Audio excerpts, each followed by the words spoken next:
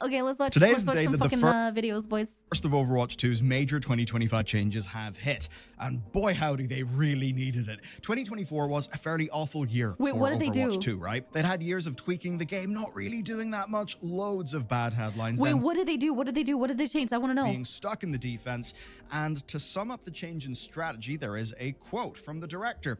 This is no longer about playing it safe, which I think most of us will say, yeah.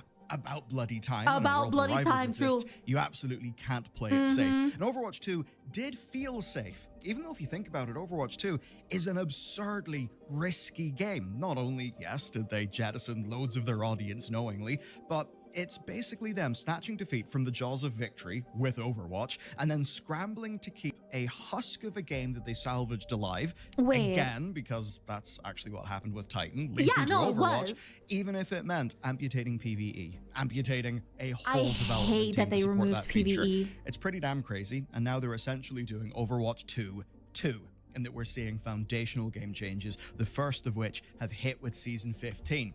What? Is that like personal abilities for the character? What is that?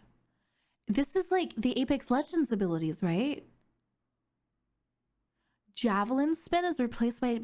So does that mean that based on like the type of enemy team that you're fighting against, you could decide to do different types of play styles? Game changes, the first of which have hit with Season 15. So, to start, let's break down what their offer is and see if it's even something that we want. I've also got an important tool to share with you. It's a roguelike mode? It solves a real problem for me, which is spam calls and, well, scams being targeted at my family. Skit! Holy fuck. /Bellular News, and you'll get 60% Get off your an bag, annual king. plan. As you watch this video, Overwatch 2 Season 15 has just started, and Blizzard have previewed content all the way up to Season 18, which is well into the back half of 2025. Interesting. And for once, it doesn't look like it's all fluff, which basically is what most of us would have expected. I mean, we're seeing yeah. game fundamentals be changed, new modes that actually feel like new, and rewards, especially New loot boxes. game modes? Now, the first big feature, right, Loot box. They're adding loot boxes back. is perks, and the perks are game-wide. Basically, the way this works is that within a match, heroes can level up twice. Each time they level up, you'll be able to select from 2 perks. Now, It's literally Apex. They just copy-pasted Apex Legends. During the game in Apex, you're able to pick from 2 abilities and you can level them up.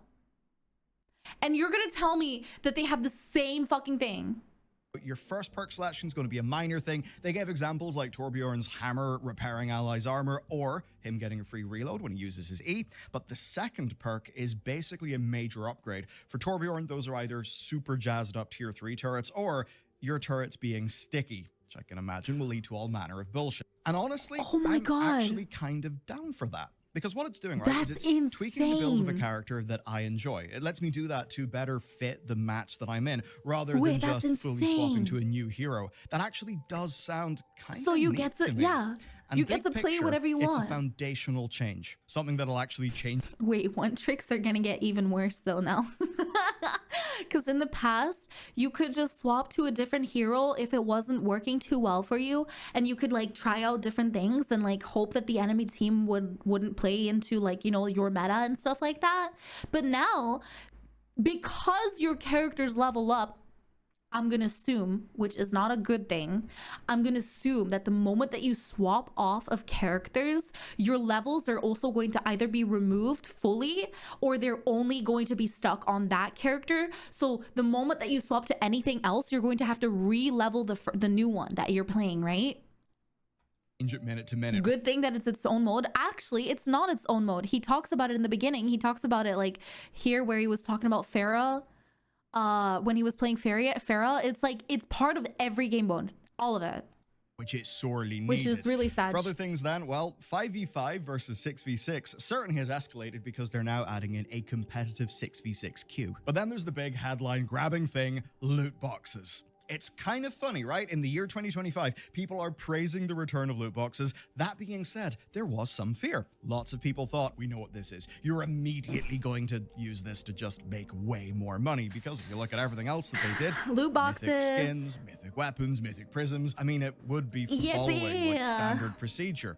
But no, actually, this time we're getting loot boxes, but not in the way that they were exploitative bullshit like in Overwatch 1, which is honestly kind of shocking. So what are they going to the way be? it works is this. You'll find loot boxes as rewards on the free and premium battle pass and on challenges. That's it. With the big thing being no direct purchases of those loot boxes, although...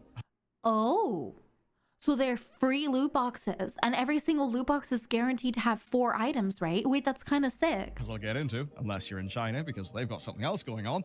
Now, technically, you could buy a bunch of Battle Pass tier skips, or, you know, buy the Battle Pass to get the ones that are on the Premium Pass. But, yeah, that's kind of that. It's way more simple. It's just a better way of you getting rewards versus, I suppose, the usual torrent of... At least one or better guaranteed in every box. Contains a wide variety of cosmetics for all heroes from all previous seasons. That's sick. So that means that all of the older items that... Legendary guaranteed after 20 box opened? All unopened boxes will be auto-opened at the start of a new season. Okay, I see. So it's not as if you're able to get like the current season's loot boxes. Okay, but that's still pretty cool. That's really nice. Because then for the older, like, sorry, the newer players that didn't have access to old skins and still wanted to get some of the legendaries, yeah, it's straight up gacha, but like it's not paid gacha because you can get this, like these loot boxes are guaranteed in the battle pass. So as long as you play the game, like you can get them for free, I guess. Of course, the battle pass is going to cost you $10 as always. Like battle passes are usually $10 or $20, depending if you're going to get the extra levels or not. But this does remove FOMO from the game. So like if some seasons you decide to play because you really like skins, and then other seasons you don't have that much time anymore, you still have the chance to gain the older skins afterwards. The one thing that I am curious about though is that it guarantees after 20 boxes opened,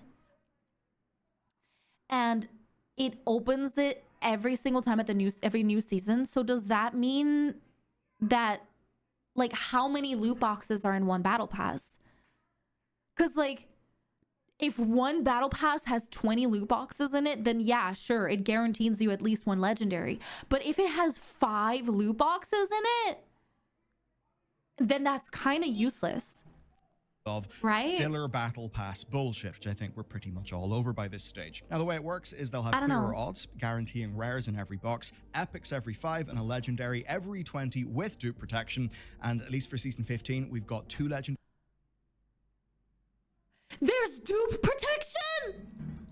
5 and a legendary every 20 with dupe protection. There's dupe protection, so that means that you're able to like not get duplicates ever. You're guaranteed to get a new skin every single time. That's massive. And at least for season 15, Overwatch 1 boxes had dupe protection too. Yes, but for instance, like Apex doesn't have that.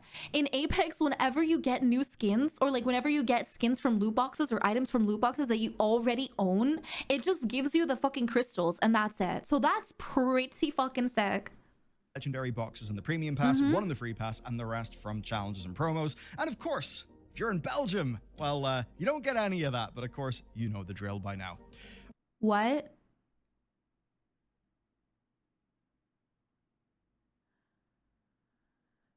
Is it because of those gamble like rules that they have in Belgium? I think that they also have that in the Netherlands too, but not as much. Because there is a few games that I'm not able to play.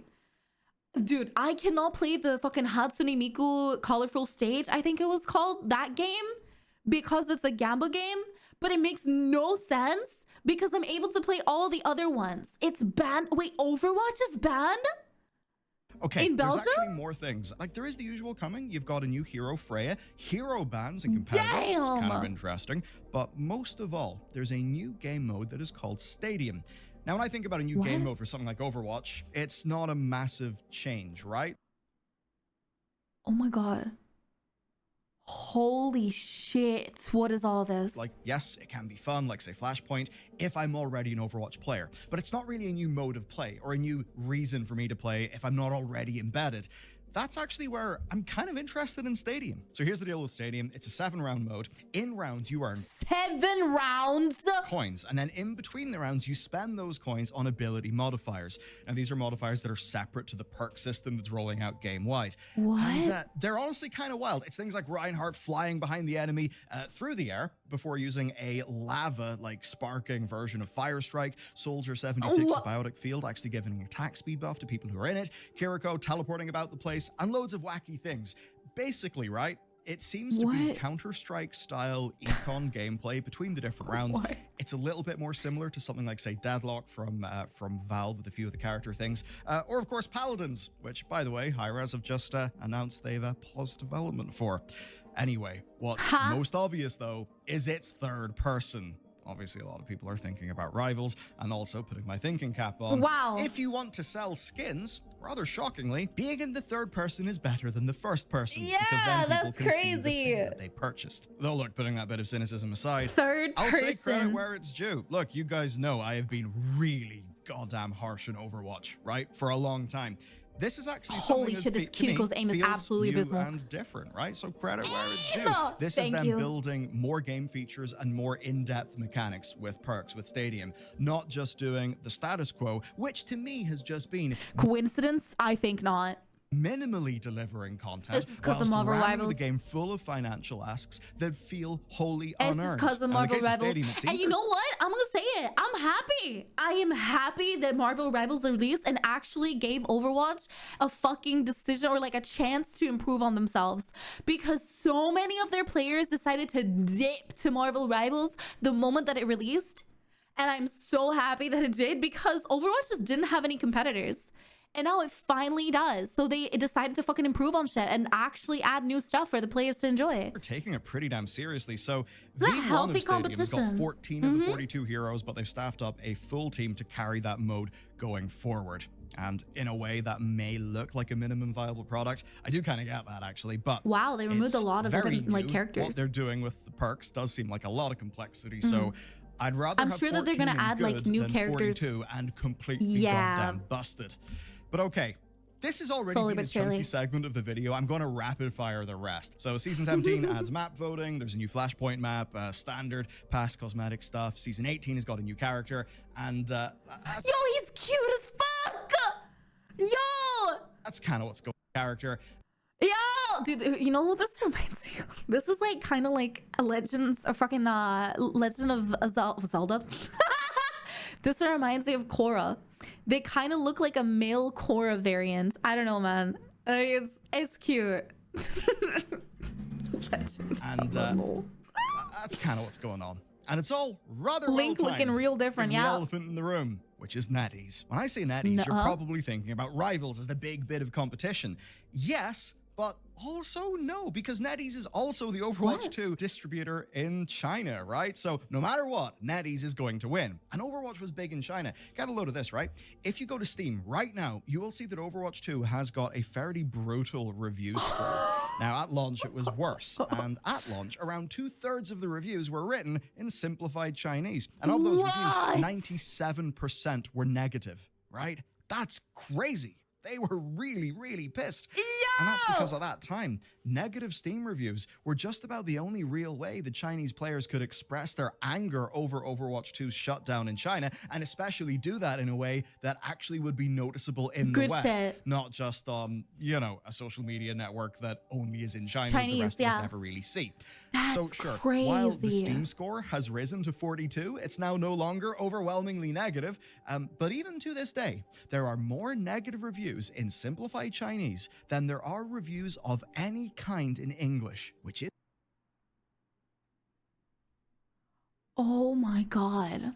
is to say, yeah, Overwatch kind of was a big deal in China. It was a right? big deal. And that's why all of this is very well timed, because these announcements from Blizzard dropped during the Chinese relaunch's Damn. technical testing.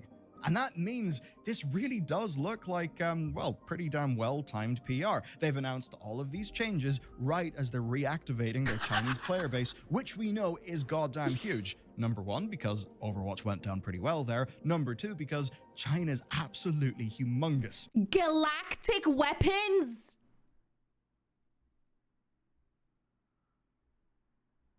Is this in the game right now?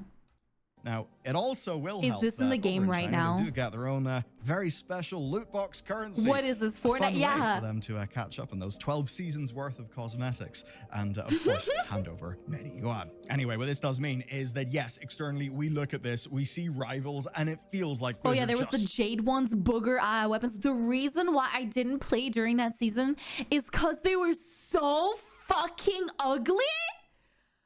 They were so ugly. I couldn't. I don't even think that I have it downloaded.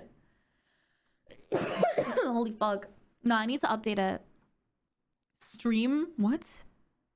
Oh no, I don't want to fucking stream it. This computer, bro. Yeah, I don't have it downloaded. Oh my god. Dude, I couldn't care about this.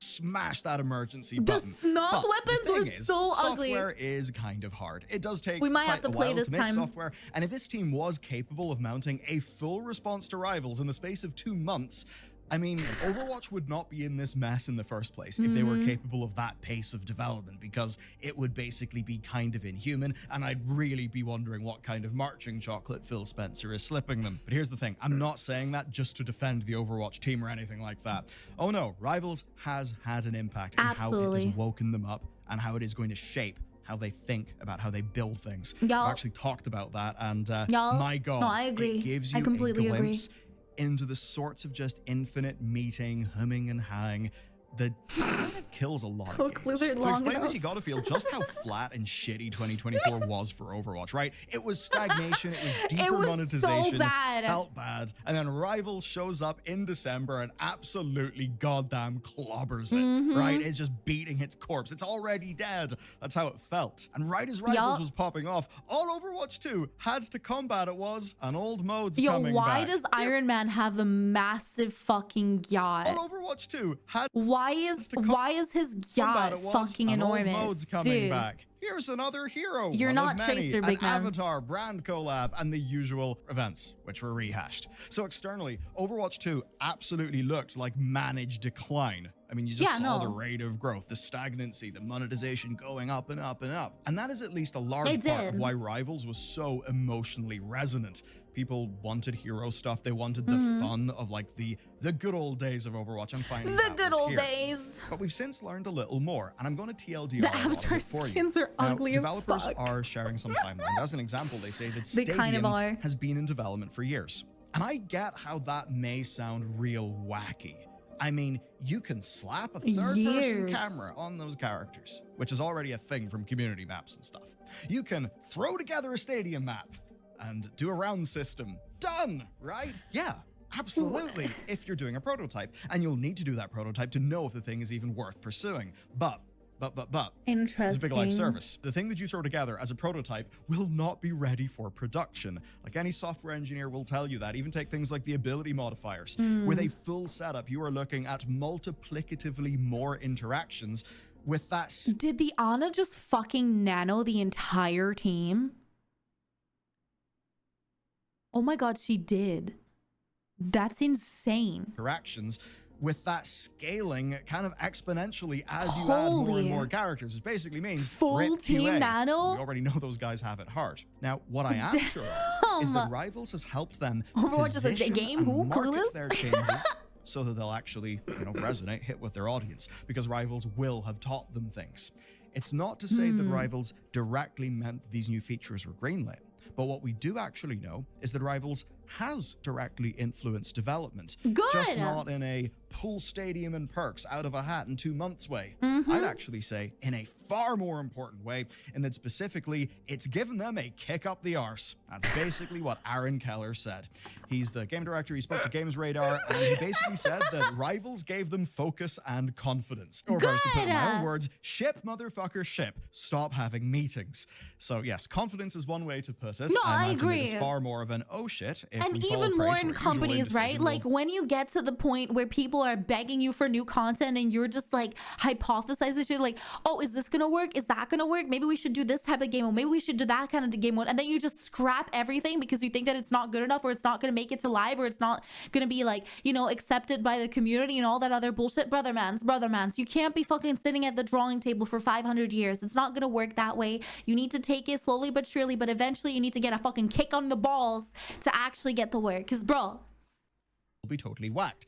dude, we've been waiting for such a long time period for this. Is competitive banning, where Rivals launch basically gave people in the Overwatch team who are pushing for that as an option validation. And what I think makes this land is one quote from Keller. He said this: "When I look back a bit at some of Overwatch's development, we were a little adverse to taking risks because we didn't want to cause harm to the game. But over time, that started to cause harm to the game itself." That's what I'm saying. You can't be doing this as a company. That's fucked up. You're gonna literally kill your own game. I would call that, I suppose, unmanaged decline. It feels similar to managed decline, but a lot of it is just not having a strong cadence of shipping. No, they're but right. Now, I think they've quite rightly Ballless realized Blizzard classic. we don't have the luxury of fear. We don't have the luxury Ballless. of infinite meetings. We have to make changes and ship things, or else players will rightly go to the competition. They're gonna leave, who yeah. are shipping things. And as we've covered when discussing Rivals, god damn, the Rivals team has got a hell of a content cadence. They have sure a big-ass do. team in China. You know that they can stack that team up with more warm bodies than Blizzard can afford Dude, the to. yachts that they have on these Rivals characters is going to have insane. an almost unstoppable content pipeline for Blizzard to fight. Yeah, the funny thing about how I entered that paragraph is Blizzard can spend all of this money to fight Rivals, and netties will just sit back happy thinking, yeah, that's right, you juice up Overwatch. We'll take that Overwatch 2 money in China. By the way, we're also doing Rivals. We own the goddamn market. Yeah, They the do real everything. winner, it's netties. As for Overwatch, look, put it this way, my frustrations were rooted in that stagnancy and that lack of sauce. No, I mean, I feel everybody was frustrated because of that. I'm not gonna lie. Pushing monetization to the max, full cash cow, style managed Dude, decline, the right? summer And games, bro. They didn't go full-blown League of Legends, you know, not literally Gucci logos, but League of Legends would sell you a $3,000 t-shirt if they thought they could. Even right now, after all the bad news League has had, they have another multi-$100 gacha FOMO skin that's pissed people off. But I Blizzard cannot with the fucking $500 skins, mythic man. Skin and the Mythic Hammer. It's a lot of beans. And that felt bad. But when I look at Stadium, I actually see something that could work. Right? And the reason why is because that's not the Overwatch that I played. It's not a tweak on a map. It's not a tweak on a character. It is a new experiential reason. I'm not gonna lie. Both Apex and Overwatch feel like the skins that you receive are kind of useless because you don't have the third person stuff. So you can't even see the skins that you buy aside from the hands. Like, yes, now Overwatch is adding third person game modes, but even then, the fact that they're asking like money for both the fucking Reinhardt skin and the Reinhardt hammer separately, fucking ridiculous. To play, and that goddamn matters because it's not something that Marvel Rivals has. They're gonna change I'm sure that, they right? can whip that up in no time, but the point is, it's actual competition through a different experience, a different game mode. Thinking about the perks, that helps a major stagnancy problem with this game. No, they're right. There's a new tank in December. I didn't give a shit.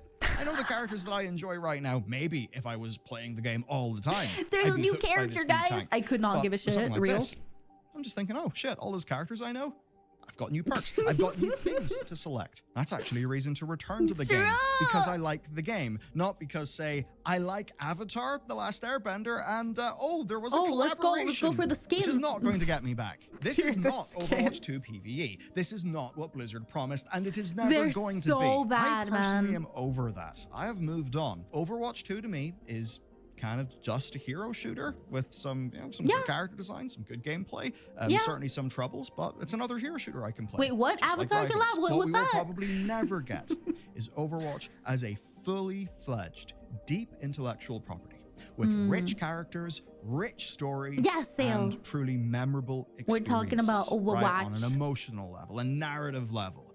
Think about the promise of all those big cinematics that people saw that kind of captured I people's honestly mind. really like the original Overwatch cinematics. Like, I would watch them multiple times. I was in love with this game back when it released so much. Like, it was just different. It was so colorful. It was an actual like pretty and colorful shooter that, like, you know, was like incredibly, how do you say that, different from all the current ones that were out, like fucking Call of Duty and Black Ops, whatever, fucking all the Call of Duty games, and like the what was the battle royale again, PUBG? Yeah, like PUBG, right? They were so different because most shooters were 100% like catered towards guys, and like, oh, let's just be badass, let's just do war stuff and like have everything be like super dark colors and depressing fucking maps with, like, you know, all this really, really dark shit. And Overwatch had a completely different turn on it with like colors and heroes and like all these like really fucking cool characters. Reinhardt's story, cried, right? No, I think I actually cried too. The first time that I watched that like Reinhardt trailer or whatever it was called, the story video, oh my gosh. Dark, grim, broad, realistic. As a guy, I hate it. You do? I honestly think that Overwatch might have been one of Fortnite's like, has the inspirations as well for its release, like color wise and design wise, maybe, because colorful games just weren't a thing back then. And I'm gonna be completely fair, when life is already grim as shit, you do not want to go back home and then play a fucking depressing game, bro. At least in my opinion, I would much rather have something colorful that gives me my daily dopamine instead of like looking outside and seeing gray and depression and fucking like, you know, darkness and shit. Nah, bro, just give me some colors. And So, even yeah. if a few of them were a bit cheesy, come on, the Reinhardt one, the Bastion one, those were damn good little short films, right? That's what we could have got. And it's not just the Overwatch 2 that Jeff Kaplan talked about at BlizzCon. What if one is colorblind? It still makes a massive difference. Just because you're colorblind does not mean that you can't see colors. You do recognize that, right? Like, yeah, you're not going to be seeing specific colors, but that doesn't change the fact that like one game is brighter than the other. Like, it's the same thing with like artists, right? You know how some artists start with like really, really dark black colors, right? And then they paint over it with like layers and stuff like that. The most games have colorblind mode. Of course they have that too, but there's still a difference. Vibrant is still vibrant. Exactly. Think back to Jason Schreier's book in Blizzard, where we learned that some fun C-suite executive headhunting skullduggery led to a falling out between Blizzard and Netflix, which does mean that Overwatch as a brand could have been so much more. Remember when skins used to mean new lore, and the community would start thinking, oh shit, what is... Oh my god, that's true! Holy fuck, that is true! What does this skin mean about this character's backstory? What does this mean about the lore? People... Bro, I love the lore. This fucking short, this short movie was so good.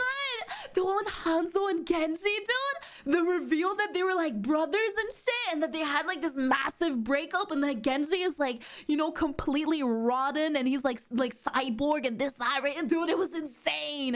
People were really in deep. Every little detail mattered. Yes, and that meant it was that so Blizzard good. could do a skin. This and it would made me have into a Genji monetary main value, for like but it would 3 also years. have deep brand investment value. But now, skins are just, you pull a theme out of a hat. We like Dungeons and Dragons, so hey, you could get Mythic Tracer in armor. How adorable. Buy it.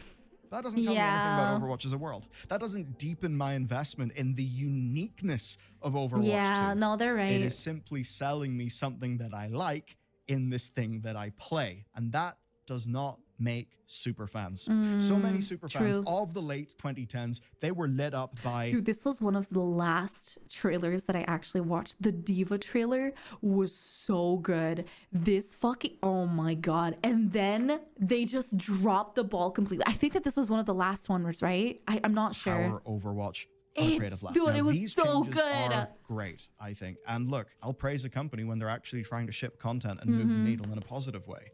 But these are changes within the bounds of what Overwatch 2, no, but I've the game noticed that that suffered under its leaders and owners, can be.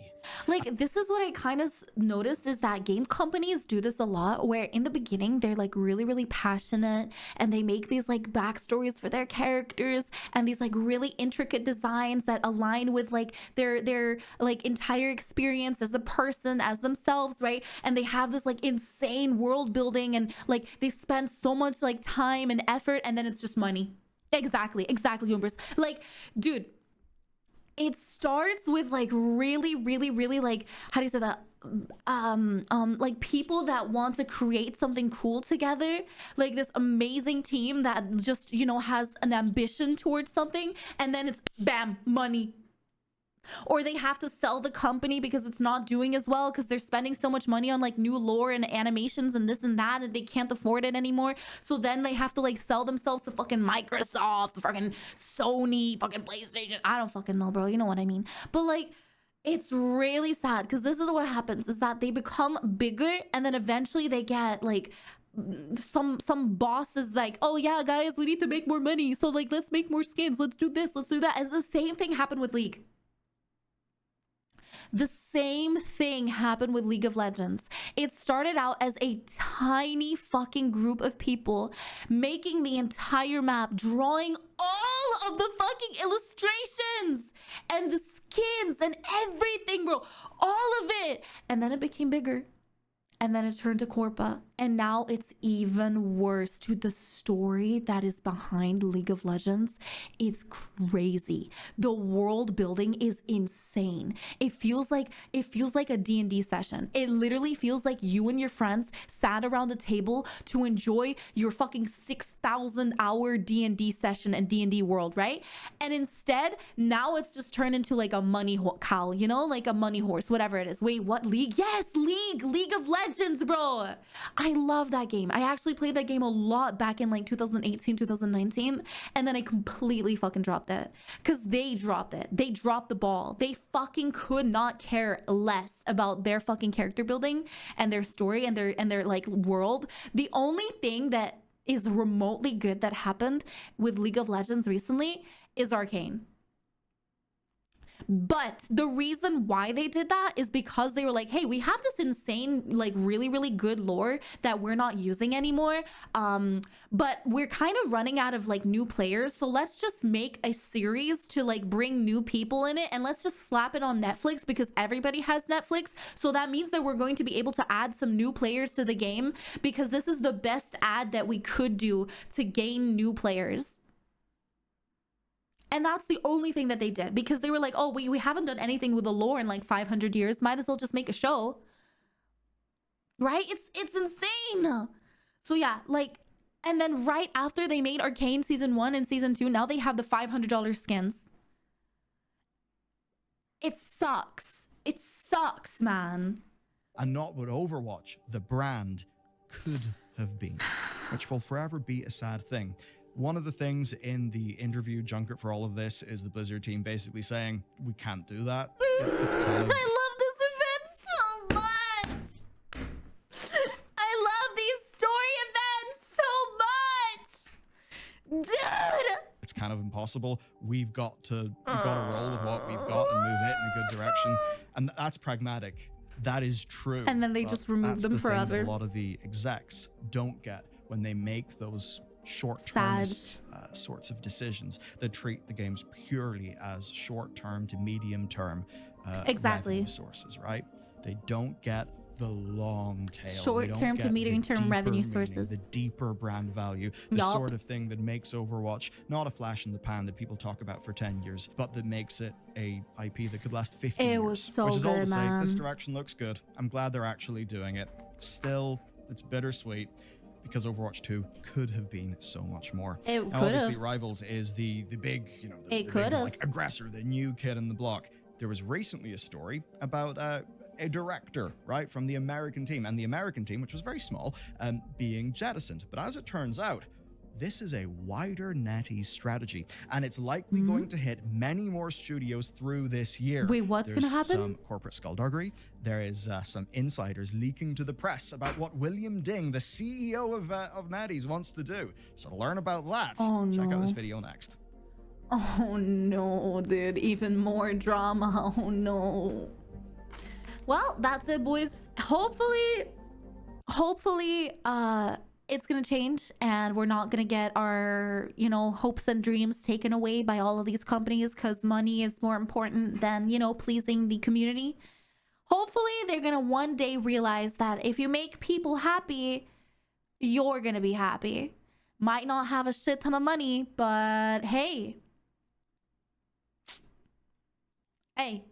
dude, it'll be crazy if Marvel Rivals decided to add a PvE mode with skills and upgrades and crazy things. Wink, wink. There's no way, right? There's no, dude. If they add a PvE mode